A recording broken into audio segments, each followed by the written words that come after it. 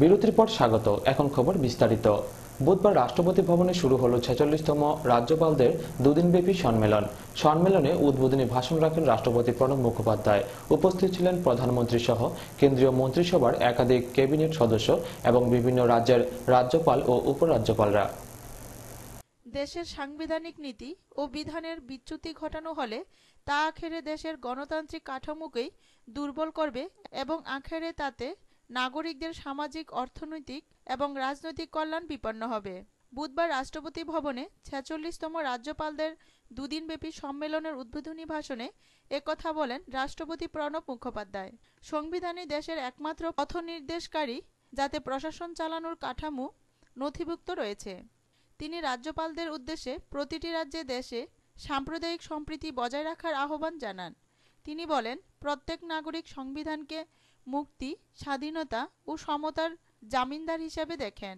তার মতে, সংবিধানের লিপিবদ্ধ নীতি ও বিধানের বিচ্যুতি ঘটানো হলে তা দেশের গণতান্ত্রিক কাঠামোকে দুর্বল করবে এবং আখেরে তাতে নাগরিকদের সামাজিক, অর্থনৈতিক ও রাজনৈতিক কল্যাণ বিপন্ন হবে। রাষ্ট্রপতি মনে করিয়ে দেন, দেশে সাম্প্রদায়িক সম্প্রীতি রক্ষা করাটা অত্যন্ত জরুরি। রাষ্ট্রপতি ভবনে ৪৬তম রাজ্যপালদের দুদিনব্যাপী সম্মেলনে উপস্থিত ছিলেন প্রধানমন্ত্রী নরেন্দ্র মোদী, স্বরাষ্ট্রমন্ত্রী রাজনাথ সিং, বিদেশমন্ত্রী সুষমা স্বরাজ, অর্থমন্ত্রী অরুণ জেটলি সহ কেন্দ্রীয় ক্যাবিনেটের একাধিক মন্ত্রী ও সব রাজ্যের রাজ্যপাল ও উপরাজ্যপালরা। এই সম্মেলনে দেশের আভ্যন্তরীণ ও বহিঃনিরাপত্তা, বিশেষ করে আন্তর্জাতিক সীমান্ত বরাবর রাজ্যের নিরাপত্তা, আর্থিক অন্তর্ভুক্তি, কর্মসংস্থান তৈরি, দক্ষতা নির্ভর কর্মসূচির রূপায়ণ থেকে শুরু করে শৌচালয় নির্মাণ, ২০১৯ সালের মধ্যে স্বচ্ছ ভারত প্রকল্পের দেশব্যাপী লক্ষ্যমাত্রা পূরণ, সংবিধানের পঞ্চম ও ষষ্ঠ তফসিলের অন্তর্গত বিষয়গুলি এবং উত্তর পূর্ব ভারতের উন্নয়ন সম্পর্কিত বিষয়গুলি নিয়ে আলোচনা হয়। ব্যুরো রিপোর্ট, খবর ত্রিপুরা। দিল্লির মুখ্যমন্ত্রী হিসেবে শপথ গ্রহণের আগেই সক্রিয় আপ সুপ্রিমো অরবিন্দ কেজরিওয়াল দিল্লির একাধিক বিষয় নিয়ে দেখা করেন বিভিন্ন কেন্দ্রীয় মন্ত্রী ও রাষ্ট্রপতি প্রণব মুখোপাধ্যায়ের সঙ্গে। দিল্লির মুখ্যমন্ত্রী হিসেবে শপথ গ্রহণের আগেই সক্রিয় আম আদমি পার্টির নেতা অরবিন্দ কেজরিওয়াল বুধবার সকালে তিনি কেন্দ্রীয় সংসদ বিষয়ক মন্ত্রী ভেঙ্কাইয়া নাইডুর সঙ্গে দেখা করেন। সঙ্গে ছিলেন দলেরই গুরুত্বপূর্ণ নেতা মনীষ সিসোদিয়া। কেন্দ্রীয় মন্ত্রীর সঙ্গে দিল্লিকে রাজ্যের মর্যাদা দেওয়া সহ অননুমোদিত কলোনির মতো বিষয়গুলি নিয়ে আলোচনা হয়েছে ভাবি মুখ্যমন্ত্রীর। ভেঙ্কাইয়া নাইডুর সঙ্গে বৈঠকের পর সিসোদিয়া সাংবাদিকদের জানিয়েছেন, আমরা ৪টি প্রধান ইস্যু নিয়ে কথা বলেছি। দিল্লির দরিদ্রদের সমস্যা ও প্রয়োজনে তাদের ক্ষতিপূরণ দেওয়া, অননুমোদিত কলোনি সম্পর্কে মন্ত্রীর সঙ্গে কথা হয়েছে। ভেঙ্কাইয়ার সঙ্গে দিল্লিকে সম্পূর্ণ রাজ্যের মর্যাদা দেওয়া নিয়েও কথা হয়েছে। এ বিষয়ে ভেঙ্কাইয়া তাদের পূর্ণ সহযোগিতার আশ্বাস দিয়েছেন বলেও জানিয়েছেন সিসোদিয়া। ज़मीनों के मुआवजे के मुद्दे हैं, इन सारे मुद्दों पे हमें सेंट्रल गवर्नमेंट से मदद की ज़रूरत पड़ेगी। दूसरा, अनऑथराइज कॉलोनीज़ के मुद्दे पर, जिस पर सेंट्रल गवर्नमेंट ने अभी हाल में एक रेजोल्यूशन भी पास किया था, उस रेजोल्यूशन को आगे बढ़ाने के लिए दिल्ली सरकार पहले से ही काम कर रही थी जब अरविंद केजरीवाल जी मुख्यमंत्री थे। तो उसमें अब काफ़ी मदद की ज़रूरत पड़ेगी। डीडीए से, एमसीडी से, सेंट्रल गवर्नमेंट से जो जो मदद की ज़रूरत पड़ेगी, हमने कहा कि एक बार सरकार शपथ ले ले, उसके बाद आपकी काफ़ी मदद की ज़रूरत पड़ेगी। तीसरा, हमने उनसे रिक्वेस्ट किया है कि दिल्ली में स्कूल, कॉलेज, हॉस्पिटल और पार्किंग और पार्क्स के लिए, इन सब के लिए बहुत ज़मीनों की ज़रूरत है। तो डीडीए के पास जहाँ जहाँ ज़मीनें हैं, उसमें से बहुत सी ज़मीन इनके लिए यूज़ करने की हमें रिक्वेस्ट होगी और उसमें सहयोग चाहिए। चौथा, हमने उनसे रिक्वेस्ट किया कि फुल स्टेटहुड के मुद्दे पे भी हमें समय पे, जब आगे समय आएगा तो उनसे कॉपरेशन की ज़रूरत पड़ेगी। तो इन सारी चीज़ों पे हमने रिक्वेस्ट किया है और उन्होंने फुल्ली एश्योर किया है कि किसी पॉलिटिकल डिवाइड के बिना, एज ही इज़, पूरी दिल्ली के लिए responsibility cast on him because of the promises made. And I have assured him that the center is willing to cooperate with the state in the overall interest of the people and the development of the state. And I also told them that the Prime Minister has given us a guidance that the center and states must work as a team. So the central government, particularly my ministry, Urban Development Ministry, will be giving all support. দুপুরে কেজরিওয়াল স্বরাষ্ট্রমন্ত্রী রাজনাথ সিং এর সঙ্গে দেখা করেন। সঙ্গে ছিলেন দলেরই গুরুত্বপূর্ণ নেতা মনীষ সিসোদিয়া। কথা বলেন দীর্ঘক্ষণ। এই দিনই রাষ্ট্রপতি প্রণব মুখোপাধ্যায়ের সঙ্গেও দেখা করেন তারা। ব্যুরো রিপোর্ট, খবর ত্রিপুরা। বিহারে অচল অবস্থা অব্যাহত। পাটনা হাইকোর্টে বড়সড় ধাক্কা খেলেন নীতিশ কুমার। জেডিইউর পরিষদীয় নেতা পদে নীতিশ কুমারের নির্বাচন খারিজ করে দিল পাটনা হাইকোর্ট। বিহারে অচল অবস্থা অব্যাহত। পাটনা হাইকোর্টে বড়সড় ধাক্কা খেলেন নীতিশ কুমার। জেডিইউ এর পরিষদীয় নেতা পদে তার নির্বাচন খারিজ করে দিল পাটনা হাইকোর্ট। রাজ্যপাল কেশরীনাথ ত্রিপাঠীর কাছে বিহারের মন্ত্রিসভা ভেঙে দেওয়ার আর্জি জানানোর পর জিতন রাম মাঝিকে দল থেকে বহিষ্কার করেন নীতিশ কুমার। বদলে তাকেই পরিষদীয় দলের নেতা যুক্ত করেন স্পিকার। বুধবার নীতিশের সেই নিয়োগকে অবৈধ বলে রায় দিল পাটনা হাইকোর্ট। এ বিষয়ে রাজ্যপালের চূড়ান্ত সিদ্ধান্ত নেবে বলে জানিয়ে দিয়েছে আদালত। রাজ্যপালে আর ভরসা নেই, তাই রাষ্ট্রপতির দ্বারস্থ হতে হয়েছে। একটু রাগঢাক না করে জানিয়ে দিলেন নীতিশ কুমার। নীতিশের এই যুক্তি মানতে নারাজ বিজেপি। তাদের পাল্টা কটাক্ষ, নীতিশের সিদ্ধান্ত গণতন্ত্রের প্রতি অনাস্থা। বিহারে হর্স ট্রেডিং চলছে। টাকা ও পদের লোভ দেখিয়ে বিজেপিতে যোগ দিতে বলা হচ্ছে বিধায়কদের। অভিযোগ नीतीश घनिष्ठ एकाधिक विधायकेर। इस लोकहित याचिका के माध्यम से राजेश्वर राज्य के द्वारा बहुत सारे मुद्दे उठाए गए हैं, जिसमें जनता दल यू के विधायक दल की बैठक जो 7 फरवरी 2015 को माननीय शरद जी के द्वारा बुलाई गई थे, उससे भी संबंधित है। उसमें श्री राज जी के द्वारा यह भी चैलेंज किया गया था कि क्या जब तक किसी व्यक्ति को मुख्यमंत्री के रूप में गवर्नर के द्वारा नियुक्त नहीं किया जाता है, तब तक विधानसभा अध्यक्ष को उन्हें नेता के रूप में मान्यता देने का वैधानिक अधिकार है। इसी पे सभी पक्षों की सुनवाई करते हुए माननीय न्यायालय के द्वारा अध्यक्ष महोदय के उस फैसले पे आगे की किसी भी कार्रवाई पर रोक लगा दी गई है, जिसके द्वारा उन्होंने श्री नीतीश कुमार जी को सदन में जदयू विधायक दल के नेता के रूप में मान्यता प्रदान की थी। ब्यूरो रिपोर्ट, खबर त्रिपुरा। আবারও নিয়ে নিচ্ছি ছোট্ট বিজ্ঞাপন বিরতি, সঙ্গে থাকুন।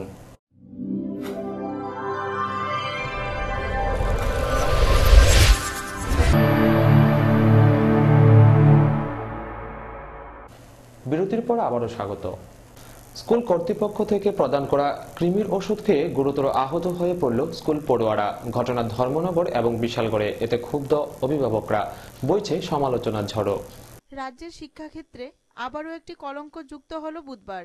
সরকারি উদ্যোগে বিদ্যালয়ে কৃমিনাশক ট্যাবলেট খেয়ে গুরুতর অসুস্থ বহু ছাত্রছাত্রী। জানা যায়, বিশ্ব কৃমিনাশক দিবস উপলক্ষে বুধবার মহকুমা বিদ্যালয় পরিদর্শকের কার্যালয় থেকে রাজ্যের সব বিদ্যালয়গুলিতেই কৃমিনাশক ট্যাবলেট বিতরণ ও ছাত্রছাত্রীদের খাওয়ানো হয়। এরই অঙ্গ হিসেবে উত্তর জেলার ধর্মনগর মহকুমা ও বিদ্যালয় পরিদর্শকের কার্যালয় থেকে সব স্কুলে ছাত্রছাত্রীদের কৃমিনাশক ট্যাবলেট খাওয়ানো হয়।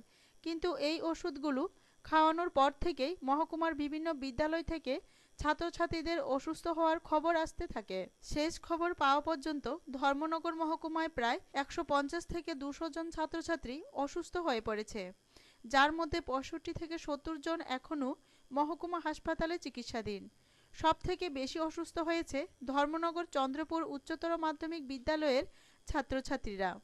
এ খবর পাওয়া মাত্রই মহকুমা হাসপাতালে ছুটে যান উত্তর ত্রিপুরা জেলাশাসক doctor Sandipa Rathore, SDM Shankar Debnath, SDM ও অমিতাভ চক্রবর্তী সহ অন্যান্য আধিকারিকরা। আমরা তো স্কুলে রেখেছি না, এটা এক্সিডেন্টটা কি মানে কিভাবে ঘটলো? এই যে এতগুলি বাচ্চা, এটা কিভাবে কি খাওয়া পড়ে? তারা তো বলছে ক্রিম ওষুধ খাইছে পর হয়েছে। হ্যাঁ, তো ক্রিম ওষুধটা তো আমরা দেখছি, এটা ডেট এক্সপায়ারি করছে না, নভেম্বরের 15 তারিখ এটার এক্সপায়ারি ডেট। না, কিন্তু কি এমন ওষুধ খাওয়ালেন যে সারা স্কুলের স্টুডেন্টরা যে অসুস্থ? কি ওষুধ ছিল এটার মধ্যে? অ্যালবেন্ডাজল। আপনারা কি আগে কি কোনো পরীক্ষা করেছেন কিনা যে এই বাচ্চাদের খাওয়ালে কি কাজ হবে কিনা? সাপ্লাই করে গভর্নমেন্ট, আমরা যা সাপ্লাই করে আমরা এটা সাপ্লাই করি। সাপ্লাই কি কোন জায়গা থেকে? আগরতলা থেকে আইছে, তারপর সিএম অফিস থেকে সাপ্লাই হইছে। আমি তো সাপ্লাই করছি না, সাপ্লাই করে সিএম। অসুস্থ ছাত্রছাত্রীদের অভিভাবকরাও ক্ষোভ উগরে দেন সংবাদ মাধ্যমের সামনে। আমার আছে, আপনার কি? আমার মায়া আছে, ছেলে আছে। মেয়ের কি হয়েছে? মেয়ের দেখুন মানে কি হয়েছে কোন? এখন তো মারাত্মক ওই অবস্থা, তখন তো আমি আর কিছু করতে পারি না। পুলিশ স্কুলে পড়তো কৃষ্ণপুর। এই কি ওষুধ খাওয়ার পরে এরকম রমেছে। জানা যায়, ঘটনা তদন্ত শুরু করেছে প্রশাসন। এদিকে এই ঘটনার পর রাজনৈতিক ফায়দা তুলতে ব্যস্ত হয়ে পড়েছে বিভিন্ন দল বলে সূত্রের খবর। এদিকে কৃমির ট্যাবলেট খেয়ে গুরুতর আক্রান্ত হয়ে 12 জন ছাত্রছাত্রী হাসপাতালে চিকিৎসাধীন। ঘটনা বুধবার 12টা নাগাদ বিশালগড় স্থিত অফিস টিলা দ্বাদশ শ্রেণী বিদ্যালয়ে। ছাত্রছাত্রীরা জানিয়েছে, বুধবার দুপুরে স্কুলের 2-3 জন শিক্ষক মিলে ছাত্রছাত্রীদের কৃমি প্রতিষেধক ট্যাবলেট দেওয়ার সঙ্গে সঙ্গে শুরু হয় পেট ব্যথা। অবস্থা বেগতিক দেখে ট্যাবলেট দেওয়া বন্ধ করে সঙ্গে সঙ্গে ছাত্রছাত্রীদের নিয়ে আসা হয় বিশালগড় মহকুমা হাসপাতালে। পাশাপাশি এদিন সকালে বিশালগড় স্থিত করইমুড়া দ্বাদশ শ্রেণী বিদ্যালয়ের প্রাতবিভাগের 8 জন ছাত্রছাত্রীকে মৌমাছি কামড়ানোর ফলে তাদের বিশালগড় হাসপাতালে নিয়ে আসলে অলোক নামে এক ছাত্রকে ভর্তি রেখে বাকি 7 জনকে প্রাথমিক চিকিৎসার পর ছেড়ে দেওয়া হয়। কি খাওয়াইছো বুড়ি? কি বড়ি খাওয়াইছো তোমরা রে? তোমার কি সমস্যা হইতেছে এখন? সঙ্গে কোনো ডাক্তার আসলেন বা নার্স আসলেন? শুধু স্যারের খাওয়াইছো না? ক্রিমির বড়ি খাওয়া হয়েছে সকালে স্কুলে যাওয়ার পরে তারা জিজ্ঞেস করছে যে তোমরা ভাত খেয়েছো নি, যারা যারা ভাত খেয়েছে তারা ক্রিমির বড়ি খাওয়া হয়েছে। খাওয়ার পরে তারা খুব পেট ব্যথা হইতেছে। তারপরে আমরা স্যার তারপর দাদারা সবাই মিললাম আমরা হসপিটালে নিয়ে আসা হয়েছে। তারপর ডাক্তাররা দেখছে এখন ভর্তি করেছে। আজকে এই ঘটনা কোন সময় হয়েছে? ঘটনা এই তো 12টার দিকে। স্যাররা এখানে আসেনি? ও আইছে, সব স্যাররাই। ব্যুরো রিপোর্ট, খবর ত্রিপুরা। বুধবার ত্রিপুরা বিধানসভায় পেশ হল 2015-16 অর্থ বছরের বাজেট পেশ করেন রাজ্যের অর্থমন্ত্রী ভানুলাল সাহা। বুধবার ত্রিপুরা বিধানসভার 2015-16 অর্থ বছরের বাজেট পেশ হয়। বাজেট পেশ করেন রাজ্যের অর্থ দপ্তরের মন্ত্রী ভানুলাল সাহা। এবছরের বাজেটে 189.18 কোটি টাকার ঘাটতি রয়েছে। 2015-16 অর্থ বছরের সম্ভাব্য খরচ ধরা হয়েছে 14,948.92 কোটি টাকা এবং বিভিন্ন খাতে রাজ্য সরকার আয় ধরা হয়েছে 14,759.74 কোটি টাকা। অতিরিক্ত সম্পদ একত্রিত করে ব্যয় সংকোচ করে ও আরো ভালোভাবে কর সংগ্রহ করে ঘাটতি মেটানোর চেষ্টা করা হবে বলে অর্থমন্ত্রী সবাই জানান। তবে এবারের বাজেট ছিল অনেকটাই সাদামাটা। 2015-16 সালের বাজেট বরাদ্দের অনুমিত মোট ব্যয়ের পরিমাণ দাঁড়াবে 14,948.92 কোটি টাকা, যা 2014-15 সালের সংশোধিত ব্যয়ের তুলনায় 20.56% বেশি। এর মধ্যে রয়েছে 6,562.07 কোটি টাকা পরিকল্পনা বহির্ভূত ব্যয় এবং পরিকল্পনা খাতে ব্যয় ধরা হয়েছে 8,386.85 কোটি টাকা, যা 2014 সালের সংশোধিত বাজেট বরাদ্দের তুলনায় 36.21% বেশি। মোট প্রাপ্তি 14,759.74, মোট ব্যয় 14,948.92 কোটি টাকা, বাজেট ঘাটতি 189.18 কোটি টাকা। মাননীয় সদস্য এই তথ্য জেনে প্রশংসা করবেন যে কঠিন আর্থিক পরিস্থিতি এবং অর্থনৈতিক ধীরগতি সত্ত্বেও আমি বরাদ্দ বৃদ্ধির চেষ্টা করেছি। বাজেটে 189.18 কোটি টাকা ঘাটতি হবে। অতিরিক্ত সম্পদ একত্রিত করে ব্যয় সংকোচ করে এবং আরো ভালোভাবে কর সংগ্রহের ব্যবস্থা করে আমি ঘাটতি মেটাতে চেষ্টা করব। সম্মানিত অধ্যক্ষ মহোদয়, এই কথাগুলি বলে আমি 2015-16 অর্থ বছরের জন্য ব্যয় বরাদ্দের প্রস্তাব পেশ করছি এবং এই মহতী সভায় বিবেচনার জন্য অনুমোদন চাইছি। ব্যুরো রিপোর্ট, খবর ত্রিপুরা। দিল্লি বিধানসভা নির্বাচনে আপের বিপুল জয়ে উচ্ছ্বসিত রাজ্য বামফ্রন্ট। মঙ্গলবার সিপিএম ত্রিপুরা রাজ্য কমিটির কার্যালয়ে এক সাংবাদিক সম্মেলনে আপের এই জয়ে আপ সুপ্রিমো অরবিন্দ কেজরিওয়ালকে অভিনন্দন জানান রাজ্যের মুখ্যমন্ত্রী মানিক সরকার। দেশের রাজধানী দিল্লি বিধানসভা নির্বাচনে বিজেপির ধরাশায়ী হওয়ার ঘটনায় ও আম আদমি পার্টির বিজয়ে ব্যাপক উচ্ছ্বসিত বামফ্রন্ট তথা সিপিএম দল। সিপিএম দলের পলিট ব্যুরোর সদস্য তথা দেশের একমাত্র বাম শাসিত রাজ্য ত্রিপুরার মুখ্যমন্ত্রী মানিক সরকার এতটাই উচ্ছ্বসিত যে তিনি আগরতলার সিপিএম দলের রাজ্য কমিটির কার্যালয়ে মঙ্গলবার সন্ধ্যায় এক সাংবাদিক সম্মেলন করে তিনি আম আদমি পার্টিকে বিপুল ভোটে জয়ী করার জন্য দিল্লিবাসীকে অভিনন্দন জানান। সেই সঙ্গে তিনি আপ প্রধান অরবিন্দ কেজরিওয়ালকেও এই সাফল্যের জন্য শুভেচ্ছা জানান। পাশাপাশি আপকে সঙ্গে নিয়ে কেন্দ্রে একটি বিকল্প জোটকে শক্তিশালী করারও কথা জানান তিনি। প্রথমত আমি দিল্লির যারা নির্বাচক মণ্ডলী তাদেরকে বিশেষভাবে অভিনন্দন জানাচ্ছি। দেশে গত 7-8 মাস যাবৎ যা চলছে তাতে এই ধরনের একটা বার্তা পাঠানোর দরকার ছিল, যেটা দিল্লির নির্বাচক মণ্ডলীর বড় অংশ পাঠালেন। বিশেষ করে ধন্যবাদ জানাচ্ছি আম আদমি পার্টি এবং তার নেতা কেজরিওয়ালকে এই অসাধারণ সাফল্যের জন্য। আরেকটা হচ্ছে বিজেপি এবং কংগ্রেসের বিকল্প, বিজেপি কংগ্রেস উভয়ের বিরুদ্ধেই এবং আপ এতে আসবে কিনা এটা নির্ভর করবে সরকার তৈরি করার পর আপের যে কার্যকলাপ, সেটা তো আমি আগেই বলেছি।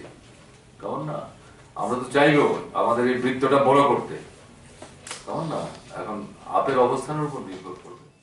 তবে তিনি জানিয়ে দেন যে এখন সবটাই নির্ভর করছে আপ নেতৃত্বের উপর। ব্যুরো রিপোর্ট, খবর ত্রিপুরা। কাজ করতে গিয়ে কাজ না পেয়ে উল্টো মার খেয়ে ফিরে এলো রেগা শ্রমিকরা। ঘটনা বানিয়াছড়া গ্রাম পঞ্চায়েত এলাকায়। রেগা কাজে চলছে ব্যাপক দুর্নীতি। রেগার শ্রমিকরা ফিরে এলেন কাজ থেকে, তবে কাজ করে নয়, উল্টো মার খেয়ে। ঘটনা মোহনবুক ব্লকের বানিয়াছড়া গ্রাম পঞ্চায়েতে।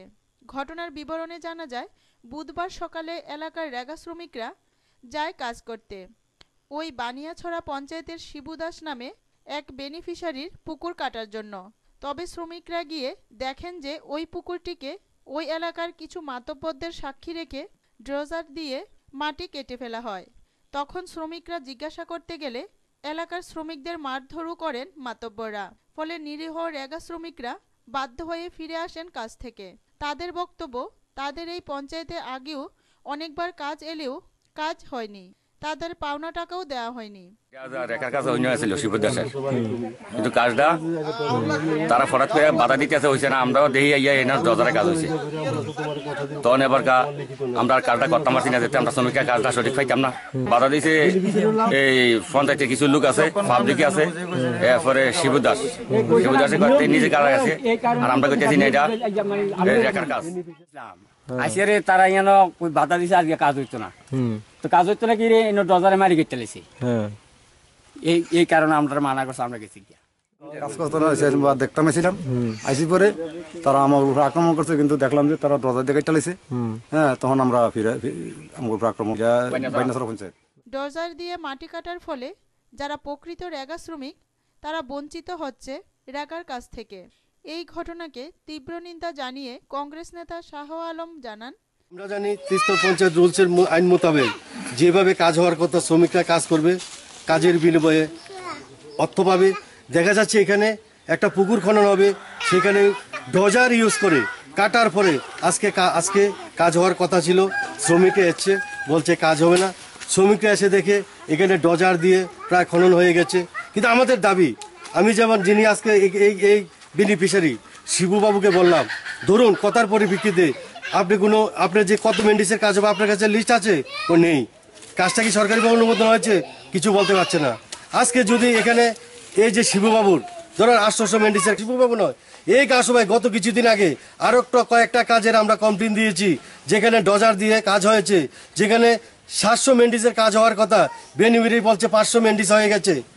এই যে দুর্নীতি, এগুলি রোধ করার জন্য এখানে কংগ্রেস, সিপিএম, বিজেপি জনতা বড় কথা নয়। প্রকৃত মানুষ এনরেগার কাজের যে সিস্টেম, শ্রমিকরা কাজ করবে, কাজের বিনিময়ে পয়সা পাবে, গিয়ে বড় বড় কথা বলবে। নির্বাচনের পরে আজকে রাস্তাঘাটের বেহাল অবস্থা চলছে, এনরেগার কাজ সঠিকভাবে হচ্ছে না। এইগুলি যাতে সুন্দর সুষ্ঠুভাবে বাস্তবে রূপদান করে, আমি পাশাপাশি এই কেন্দ্রের যিনি বিধায়ক, রাজ্যের মাননীয় মুখ্যমন্ত্রী মানিক সরকার মহাশয়ের আমি দৃষ্টি আকর্ষণ করছি।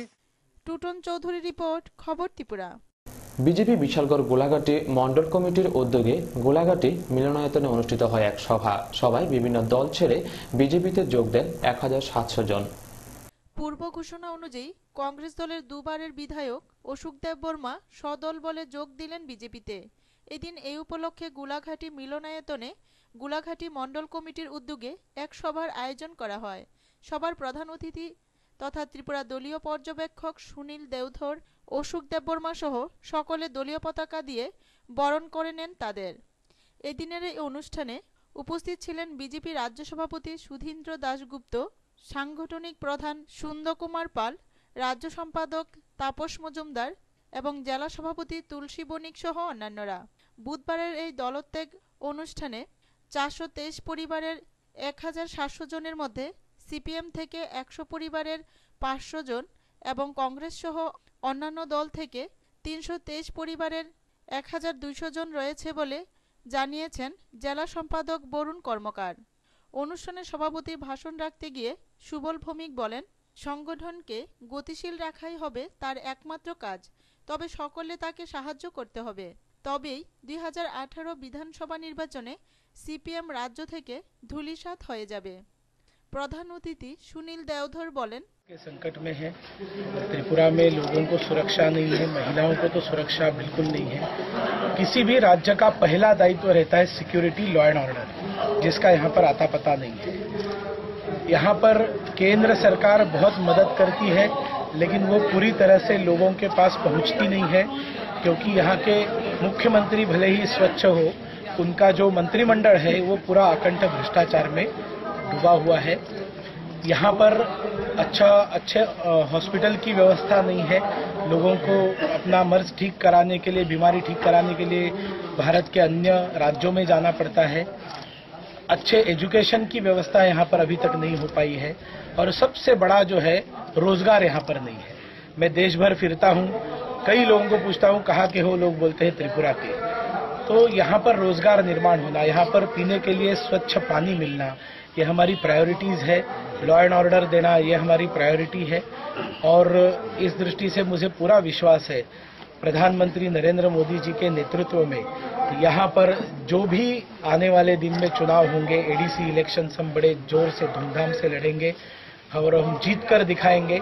जहाँ हमारा कुछ नहीं था, वहाँ हमारा 121-23 ग्राम प्रधान चुनकर आए। त्रिपुरा में वोट शेयर हमारा बढ़ा है, दिन ब दिन लोग ज्वाइन कर रहे हैं। कांग्रेस से आए हुए हमारे अशोक देव वर्मा जी का मैं स्वागत करता हूं और आशा व्यक्त करता हूं कि आने वाला समय अभी त्रिपुरा। ब्यूरो रिपोर्ट, खबर त्रिपुरा। কাঠালিয়া বিদ্যুৎ দপ্তরের উদাসীনতায় যে কোনো মুহূর্তে প্রাণহানি ঘটতে পারে দক্ষিণ মহেশপুর পঞ্চায়েতের 1 নং ও 2 নং ওয়ার্ডে। এতে খুব প্রশমিত হচ্ছে এলাকাবাসীর মধ্যে। কাঠালিয়া বিদ্যুৎ দপ্তরের উদাসীনতার কারণে যে কোনো মুহূর্তে প্রাণহানি ঘটতে পারে। দপ্তরের কর্মীদের বারবার জানানোর পরেও কোনো গুরুত্ব না দেওয়ায় এলাকার মানুষের মধ্যে আতঙ্ক এবং ক্ষোভ বিরাজ করছে। ঘটনা কাঠালিয়া ব্লক এলাকার দক্ষিণ মহেশপুর পঞ্চায়েতের 1 নং ওয়ার্ড ও 2 নং ওয়ার্ডে।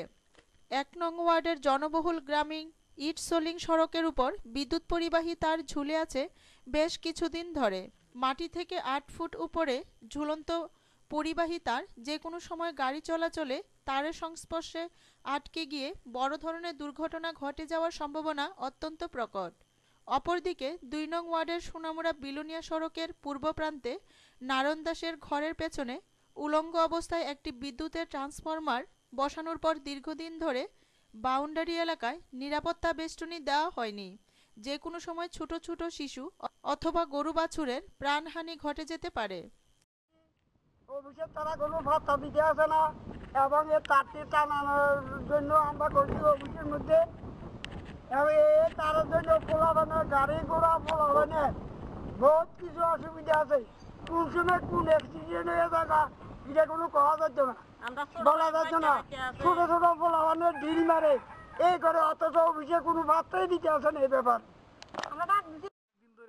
বেড়া টেরা দেনা ছাগল গরু বহুত কিছু অ্যাক্সিডেন্ট হয়, দীর্ঘদিন ধরে এটা বেড়া দিতে আসে না, বেড়া দম লাগে ব্যবস্থা আমরা কইছেন কি করে তারা কারা কারা দিব দিব দিব দিব। এ বিষয়ে সিনিয়র ম্যানেজার শুভেন্দু দাস জানান, আমাদের কাছে কোনো এ জাতীয় খবর নেই। যাক, বিষয়টা আমরা দেখব। এখন সময়ের অপেক্ষা, কখন এ জাতীয় আতঙ্ক থেকে এলাকাবাসী একটু স্বস্তি পায়। নারায়ণ বদ্রের রিপোর্ট, খবর ত্রিপুরা। এখন খেলার খবর।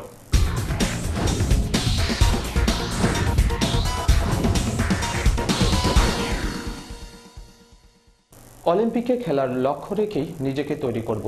মঙ্গলবার সকালে আগরতলা বিমানবন্দরে পা রেখেই একথা জানান জাতীয় গেমসে নজির গড়া জিমন্যাস্ট দীপা কর্মকার।